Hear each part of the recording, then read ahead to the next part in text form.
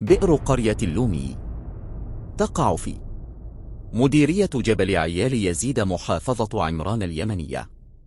بئر منحوتة في الصخر مستطيلة تحيطها أحجار كبيرة تأمل النتوءات المسننة في أحجار السياج. النتوءات شحذتها الحبال على مدى عقود من الزمن. صف البئر بتعليق.